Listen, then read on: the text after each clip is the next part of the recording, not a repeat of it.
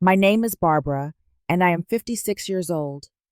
30 years ago, my world shattered when Richard left me because I could not give him children. Now, I stand outside this lavish gala, three special people beside me, ready to show him the family I built without him. My hands shake, heart pounding with memories of betrayal, but tonight is about reclaiming my story. The pain that once defined me led to a joy he will never know. If you are watching this, please like and subscribe to support my channel. I would love to know where you are watching from, so drop a comment below. Now, let me take you back to where it all began. I met Richard on a rainy Tuesday afternoon at the university library. I was struggling with a heavy stack of psychology textbooks when they slipped from my grasp, scattering across the floor. As I scrambled to collect them, a deep voice said, "Let me help you with those." I looked up to see the most handsome man I had ever laid eyes on. Dark hair, piercing blue eyes, and a smile that made my heart skip a beat. "Thank you," I mumbled, feeling my cheeks flush with embarrassment. "I am Richard," he said, extending his hand after gathering the last book. "Richard Thompson." "Barbara Collins," I replied, shaking his hand and noticing how perfectly mine fit into his. That chance meeting led to coffee, which led to dinner, which led to the most magical 3 years of dating. Richard was studying business while I pursued education. We spent countless nights discussing our dreams over cheap wine in my tiny apartment. He wanted to build a technology empire. I wanted to teach and nurture young minds. But our shared dream was a home filled with children's laughter. "How many kids do you want?" he asked me one evening as we lay in bed staring at the ceiling. "3," I answered without hesitation. "2 boys and a girl." "Perfect," he replied, pulling me closer. "That is exactly what I want too." After graduation, Richard proposed during a picnic at our favorite spot by the lake. He had prepared everything perfectly. A checkered blanket, champagne strawberries, and a small velvet box containing the most beautiful diamond ring I had ever seen. "Barbara Collins, you are the woman I want to build a life with," he said down on one knee. "Will you marry me?" Tears streaming down my face. I said yes without hesitation. Our wedding day was everything I had dreamed of as a little girl. My father walked me down the aisle of the small chapel filled with white roses and soft candlelight. I wore my mother's restored wedding dress, ivory lace that flowed around me like a cloud. When Richard saw me, his eyes filled with tears, and I knew with absolute certainty that our love would last forever. After a honeymoon in Hawaii, we settled into married life with ease. Richard's career at a technology firm took off quickly while I secured a position teaching 4th grade at a local elementary school. Within 2 years, we had saved enough for a down payment on our first home. A beautiful 2-story colonial with a yard perfect for children to play in. We dedicated one of the spare bedrooms as a nursery even before we started trying for a baby. I painted the walls a soft yellow since we did not know if we would have a boy or girl first. Richard assembled a white crib and rocking chair. We would often stand in that doorway together, his arms wrapped around my waist, imagining the child who would soon complete our family. After our 3rd wedding anniversary, we officially began trying to conceive. I stopped taking birth control, bought ovulation kits, and downloaded apps to track my cycle. We were so optimistic, so certain that within months we would be announcing a pregnancy to our families. But 1 month passed, then 6, then 12. "It will happen," Richard would assure me each time I cried over another negative pregnancy test. "These things take time." I tried to believe him, but as we approached the 2-year mark of trying without success, I noticed changes in Richard. He began working later, coming home exhausted and sometimes irritable. Our intimate moments, once spontaneous and loving, became scheduled around my ovulation. The romance faded, replaced by a clinical approach to creating life. "Maybe we should see a specialist," I suggested one night over dinner. Richard merely nodded, his eyes fixed on his plate. The fertility clinic was cold and sterile, nothing like the warm environment I had imagined for beginning our family journey. After numerous tests, blood draws, and procedures, the doctor called us in for the results. I still remember the pitying look on her face before she spoke the words that would change everything. Barbara, your test results indicate that you have premature ovarian failure. This means your ovaries aren't producing eggs, normally making natural conception extremely unlikely. The room spun around me as I reached for Richard's hand. It lay limp in mine, not returning my desperate squeeze. What about treatments, IVF surrogacy? I asked, voice trembling. The doctor explained our options, but when I looked at Richard, his face was a mask I couldn't read. That night he slept on the couch, claiming he needed time to process the news. In the weeks that followed, Richard grew increasingly distant. He found reasons to start arguments over small things. The wrong brand of coffee, socks left on the bathroom floor, bills I had forgotten to pay, any excuse to create distance between us. I tried everything to save our marriage. I suggested couples therapy. Richard attended 2 sessions before declaring it a waste of time. I planned a second honeymoon to rekindle our romance. Richard spent most of it on his laptop working. I even broached the subject of adoption, showing him profiles of beautiful children needing homes. They would not be ours, he said flatly, closing the laptop. Not really. His words cut deeper than any knife. I realized then that what mattered to Richard was not having a family with me, but having biological children to carry on his genes, his name, his legacy. Still, I held on to hope. I loved him. I believed that love could overcome anything. I was wrong. It was a Tuesday morning when I discovered the first text message. I had never been the type to snoop through Richard's phone, but when it chimed repeatedly while he was in the shower, I glanced at the screen out of habit. Miss you already. Last night was amazing. Same time tomorrow. The message was from someone named Jessica, with a heart emoji beside her name in Richard's contacts. My stomach dropped as I opened the conversation and scrolled through weeks of messages. Flirtatious at first, then explicit. There were photos I could not bear to look at. Meeting times at hotels, complaints about me, mentions of a future together. I put the phone down exactly as I had found it and went through the motions of making breakfast, my body on autopilot, while my mind screamed. When Richard emerged dressed for work in his expensive suit, I said nothing. I kissed him goodbye as always, then followed him in my car to his office. I waited across the street watching. At lunch, a young woman emerged from the building, and Richard met her outside. Tall blonde couldn't be older than 26. They kissed openly before walking hand in hand to a nearby restaurant. That night, I waited until dinner was finished before placing the evidence on the table. Photographs I had taken with a shaking hand, screenshots I had sent to my own phone. Who was Jessica? I asked, my voice surprisingly calm. Richard didn't deny it. He didn't even look ashamed. My assistant, he said simply. How long? 6 months. Do you love her? He hesitated, then nodded. She's pregnant, Barbara. Those 3 words destroyed me. While I had been grieving my infertility, blaming my body for failing us, he had been creating the family he wanted with someone else. How could you? I whispered, tears finally breaking through. We could have adopted. We could have tried IVF with donor eggs. There were options. I want my own children, he replied coldly. Jessica can give me that. You cannot. The argument that followed was ugly.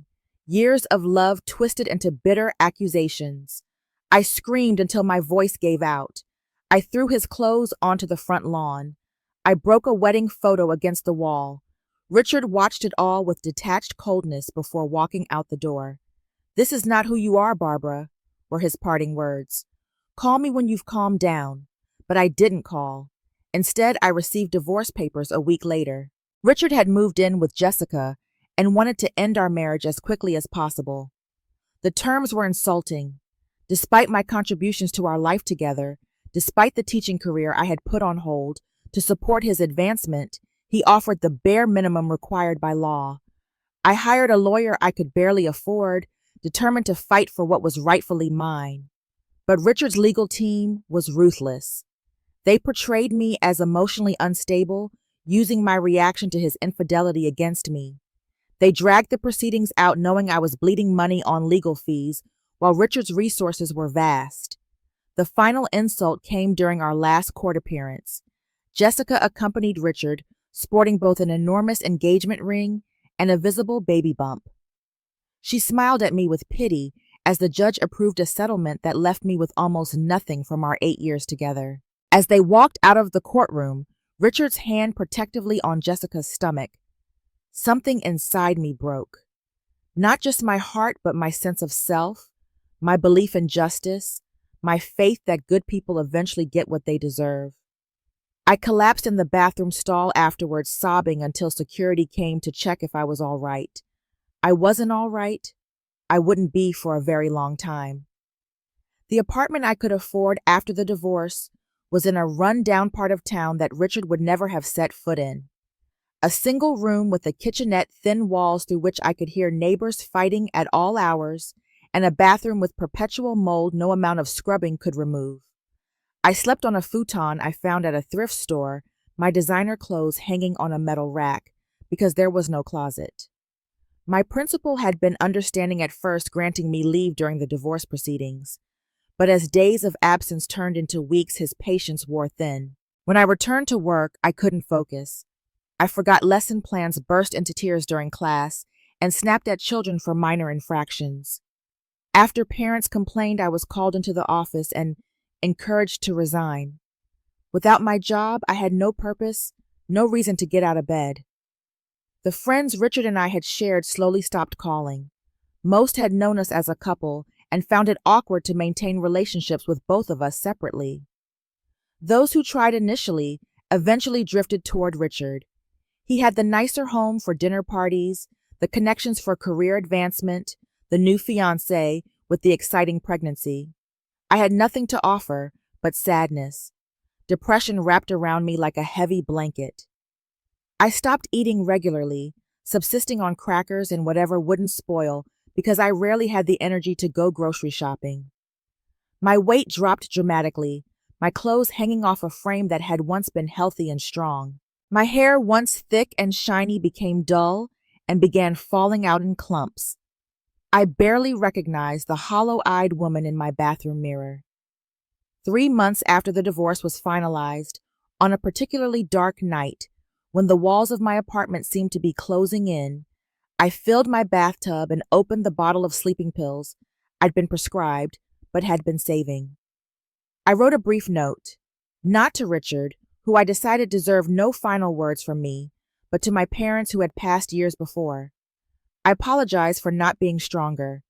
I had swallowed 2 pills when someone pounded on my door. Annoyed at the interruption, I ignored it. The pounding continued, followed by a woman's voice. "Hello, are you okay in there? There's water leaking into my apartment below." I had overfilled the tub in my distracted state. Water was seeping through the floor. I wrapped a robe around myself and opened the door to find a middle-aged woman with kind eyes and hospital scrubs. "I'm so sorry," I said, embarrassed. "I'll drain it right away." "Are you all right?" she asked, looking past me into the apartment, taking in the mess, the pill bottle on the counter. "I'm Linda, by the way. Apartment 2B. Something in her expression, a recognition of pain, perhaps broke through my isolation. I burst into tears right there in the doorway. Linda didn't hesitate. She stepped inside, guided me to sit on the futon, and drained the tub herself. She made tea from bags she found in my barren cupboard and sat with me until the sobbing subsided. "I tried to kill myself when my husband left me for his 22-year-old secretary," she said matter-of-factly. 15 years ago now. Best failure of my life." Linda was a nurse at the local hospital. She had also been through a devastating divorce after discovering she couldn't have children. The parallels in our stories created an instant bond. She stayed with me that night, making sure I was safe, and in the morning took me to her apartment for a proper meal. "There's a group that meets on Thursdays at the community center," she told me, over eggs and toast. "Women who have been through emotional abuse and trauma. It saved my life. Will you come with me this week?" I agreed, more to please this unexpected guardian angel than out of any real belief it would help. But that Thursday, sitting in a circle with 12 other women, I shared my story for the first time. I spoke of the nursery we had painted yellow, of the way Richard's expression changed when the doctor delivered my diagnosis, of Jessica's triumphant smile in the courtroom. No one interrupted. No one judged. When I finished, several women were crying with me, and one reached over to hold my hand. "He did not leave you because you are infertile," said an older woman named Sophia. "He left because he is selfish, and you are better off without someone who only valued you for your reproductive capabilities. Your worth is not determined by your ability to bear children," added Eleanor, another group member, "and being a mother comes in many forms, not just through pregnancy." I left that meeting feeling seen for the first time since Richard walked out. I wasn't magically healed, but a tiny spark of possibility had been lit. Maybe there was a life for me beyond this pain. Maybe I could redefine myself outside of Richard's rejection. Linda, Sophia, and Eleanor became my lifelines. They checked on me daily, brought me food when I couldn't face the grocery store, and literally pulled me out of bed on my darkest days. Through their friendship, I slowly began to reconnect with myself.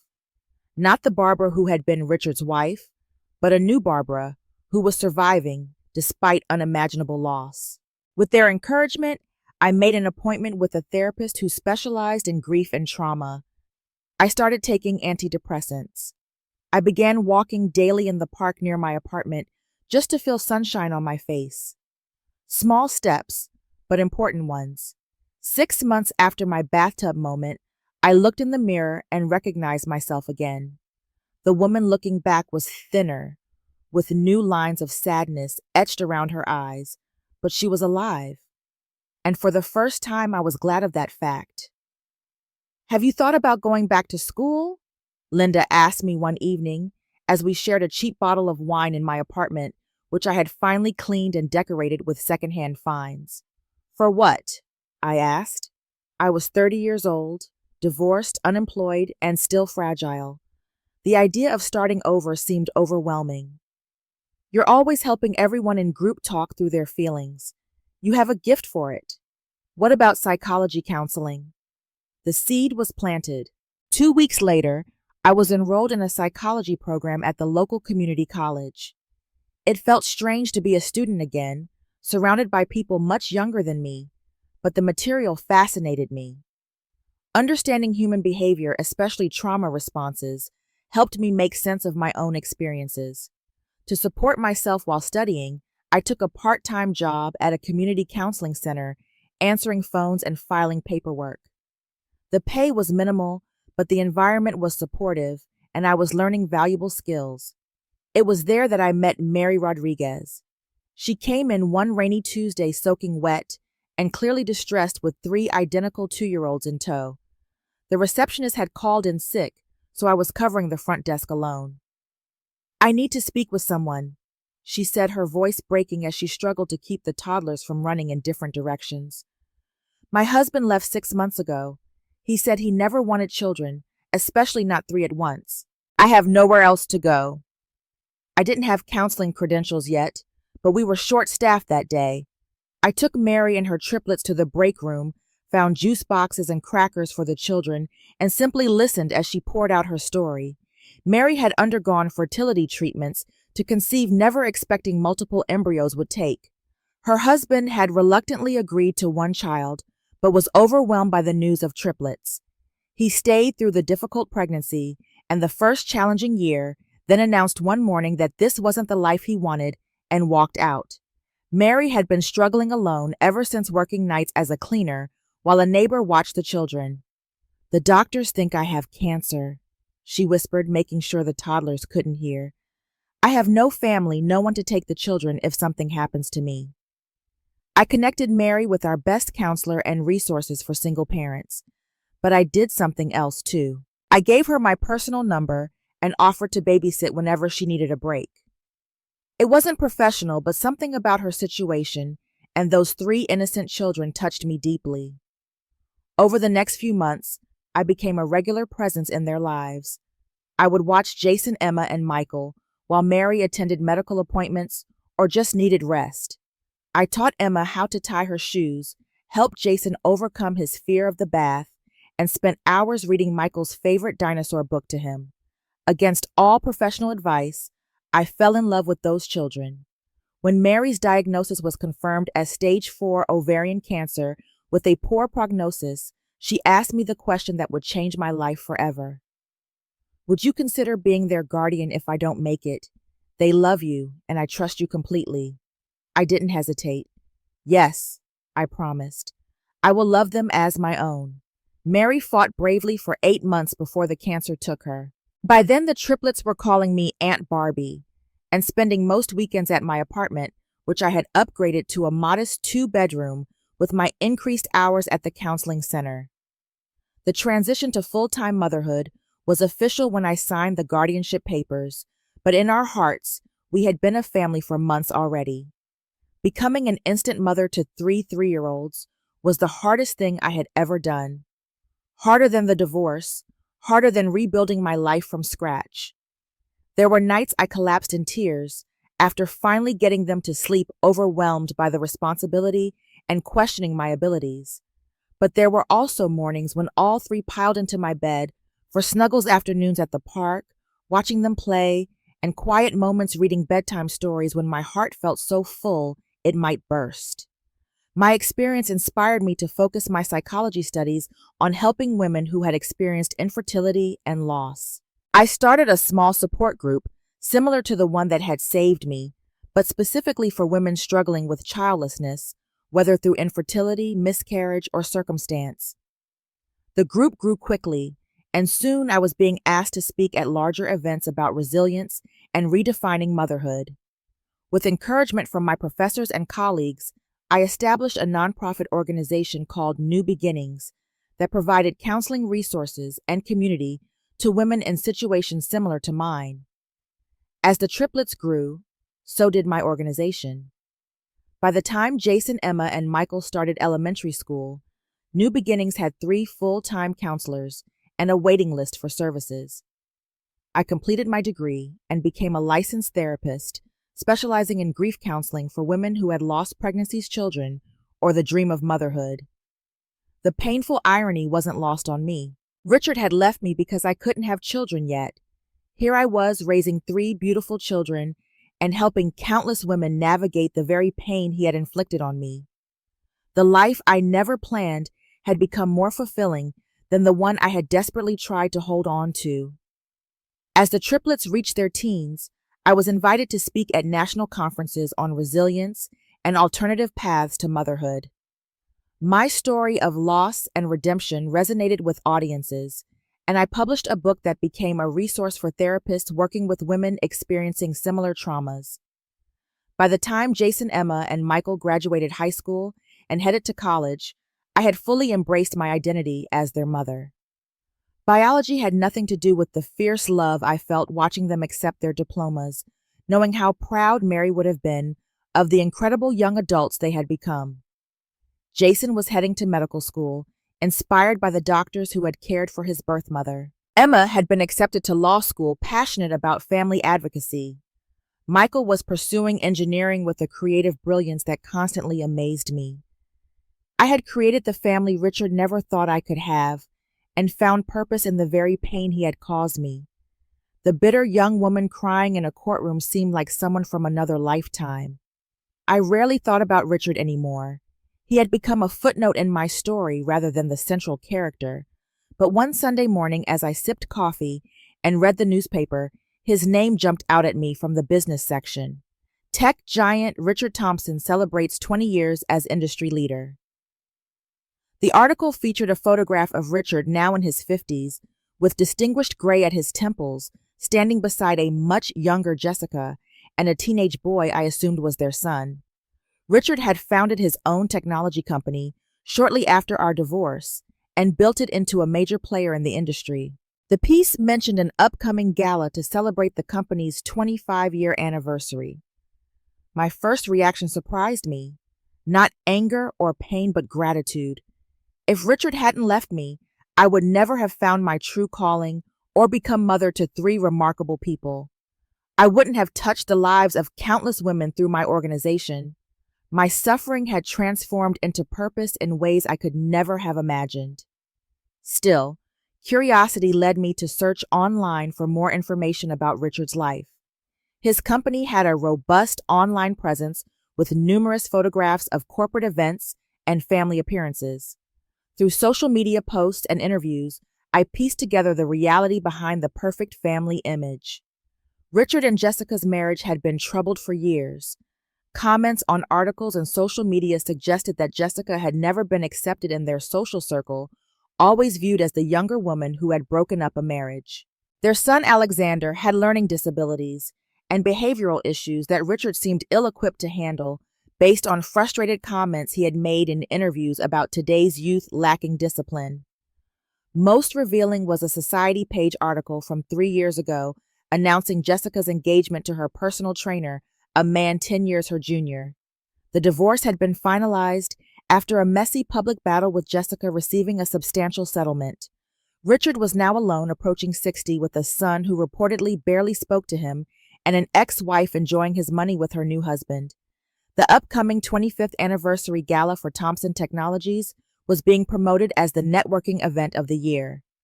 Industry leaders, politicians, and celebrities would be in attendance.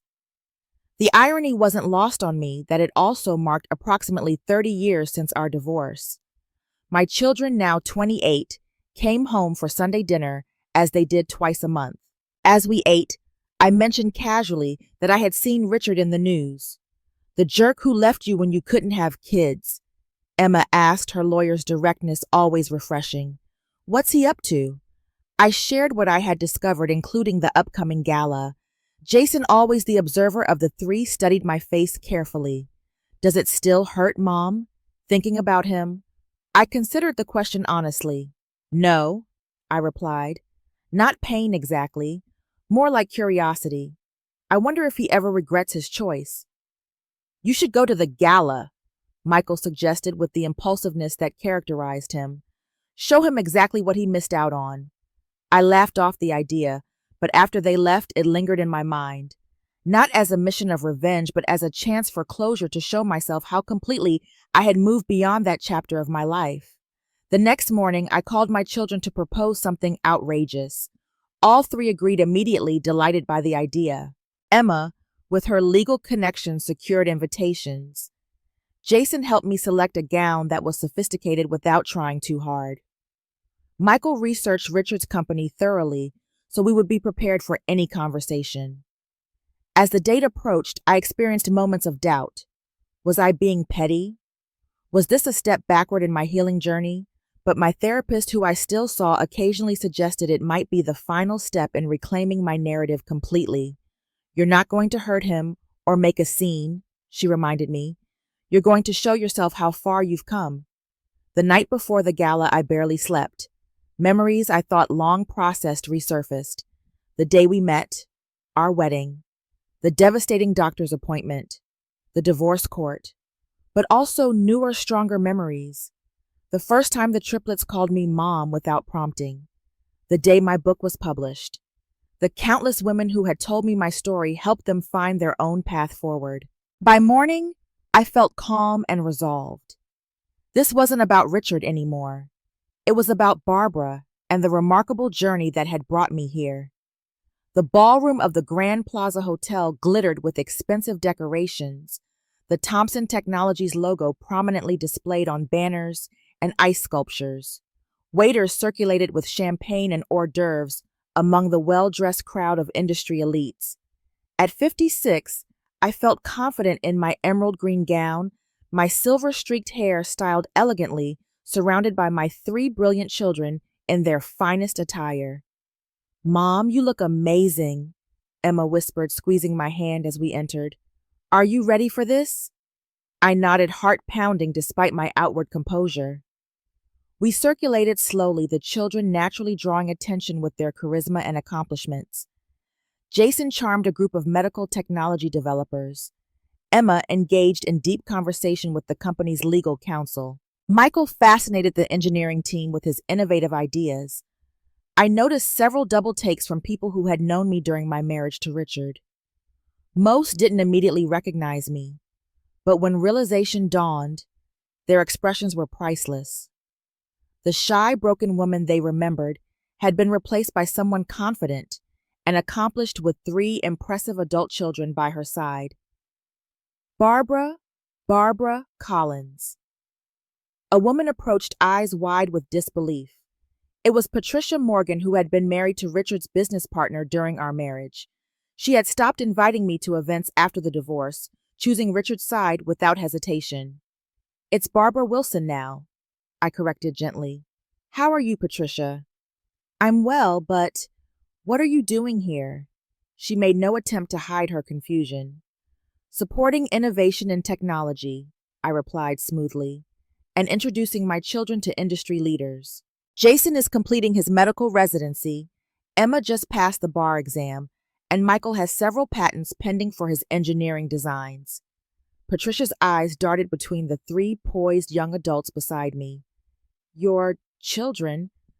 But I thought—" "Biology isn't the only way to build a family," I said with a warm smile. "These 3 have been my greatest blessing." Word of my presence spread quickly through the room. Former acquaintances approached, some genuinely pleased to see me, others barely concealing their shock. I introduced my children proudly, watching their confident interactions, knowing I had raised them to be not only successful, but kind and empathetic. And then I saw him. Richard stood near the stage, surrounded by executives looking distinguished in an expensive suit. He was handsome still, though time had carved deep lines around his eyes and mouth. He laughed at something someone said, but the smile didn't reach his eyes. He looked tired, lonely, even in the midst of his professional triumph. For a moment, I considered leaving without confronting him. I had proven to myself what I came to show. I was whole, happy, surrounded by love. But Jason caught my eye and nodded encouragingly. "He should know," my son said quietly, "not for revenge, but because it might help him too." I approached slowly, the children hanging back to give me space, but remaining within sight. Richard didn't notice me at first, engaged in conversation about quarterly projections and market expansions. When he turned and saw me, confusion flickered across his face before recognition dawned. "Barbara," he said, his voice hoarse with surprise. "Hello, Richard. Congratulations on 25 successful years." He stared as if seeing a ghost. "I didn't expect— How did you—" "I received an invitation," I said simply. "I wanted to see how you were doing after all this time." Richard dismissed the executives with a wave, creating a small bubble of privacy in the crowded room. His eyes traveled over me, taking in the confident posture, the elegant attire, the unmistakable contentment that no designer dress could fake. "You look well," he managed finally. "Very well." "I am well," I confirmed. "Life has been kind to me, though not in the ways I once expected."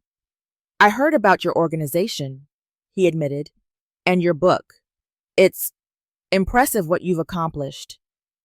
Before I could respond, Jason, Emma, and Michael appeared at my side, a united front of support. Richard's eyes widened as he took in the 3 identical faces, all bearing features that clearly marked them as triplets. "Richard, I'd like you to meet my children," I said, my voice steady and proud. "Jason is a doctor specializing in oncology. Emma is an attorney focusing on family law. And Michael is an engineer developing adaptive technologies for children with special needs." Richard looked stunned, his gaze moving between the 3 confident young adults. "Your children? But how? When?" "Mom adopted us when we were 3 after our birth mother died of cancer," Jason explained, extending his hand professionally. "She gave us everything we needed to become who we are. She taught us that family is built on love, not DNA." Emma added, her voice carrying the gentle force that made her formidable in courtrooms, "and that sometimes life's greatest gifts come from its deepest wounds." Michael finished, his creative soul always finding the perfect words. Richard shook hands with each of them mechanically, visibly processing the information. "They're remarkable," he said, finally looking back at me. "You must be very proud." "Every day," I confirmed, "and grateful. If life had gone according to my original plan, I might never have found my true purpose. A shadow crossed Richard's face. Regret, perhaps, or simply recognition of what might have been. Jessica left me, he said suddenly. 8 years ago. For a younger man, ironically. I heard. I'm sorry. Alexander barely speaks to me. He resents me for the divorce, for being absent during his childhood while I built the company. He struggles with learning disabilities that make school difficult. I never knew how to connect with him. It's never too late to try, I offered, surprising myself with the genuine compassion I felt. Children need love more than perfection. Richard's eyes glistened with unshed tears. I made a mistake, Barbara, leaving you. I see that now. I shook my head gently. No, Richard. As painful as it was then, we both ended up where we needed to be. I found my family and my calling. You built this. I gestured to the gala around us. We just took different paths. But you're happy. He observed a question in his tone. I am, deeply happy. Are you? He didn't answer directly, which was answer enough. Would you and your children join me at the main table? I'd like to hear more about your work. I glanced at my children, who nodded subtly. For a little while, I agreed. And then we need to get home. We're hosting a fundraiser for New Beginnings tomorrow. As we followed Richard toward the head table, Emma leaned close to whisper in my ear. You don't need his approval anymore, Mom. You know that, right? I squeezed her hand. I do know. That's exactly why I can sit at his table now without any pain. The circle is complete. We spent an hour with Richard sharing stories of the children's accomplishments and the growth of New Beginnings. He listened intently, asking thoughtful questions, occasionally glancing at me with an expression I couldn't quite decipher. Was it regret, admiration, perhaps a mixture of both? When we rose to leave, Richard walked us to the door. Thank you for coming, Barbara. Seeing you, seeing the family you built, it's given me a lot to think about. I hope you find peace, Richard, I said sincerely. And maybe a way to reconnect with Alexander. It's never too late to build a relationship. 30 years ago, I thought I knew exactly what would make me happy, he said quietly. I was wrong. You figured it out, though. Sometimes the best things in life aren't the ones we plan for, I replied, embracing each of my children with one arm. They're the ones that find us when we're busy recovering from what we lost. As we walked away, Richard called out one last thing. You deserved better than how I treated you. I'm sorry it took me 30 years to say that. I turned and nodded my acknowledgement, then continued toward the exit with my family, my real treasure, surrounding me. Outside in the cool night air, I took a deep breath, feeling lighter than I had in years. Are you okay, Mom? Jason asked, always the caretaker. I smiled, tears of gratitude rather than sadness welling in my eyes. I'm better than okay. I'm exactly where I'm supposed to be. Looking back on that night at the gala now, I realize it was the final piece of healing I didn't even know I needed. Seeing Richard successful but alone made me truly understand that happiness comes not from achieving what you think you want, but from embracing what life gives you instead. My journey from devastated divorcee to fulfilled mother and advocate was not one I would have chosen. The pain of infertility and betrayal nearly broke me, but from that broken place grew a life more meaningful than I could have imagined. The 3 children who came into my life through tragedy became my greatest joy.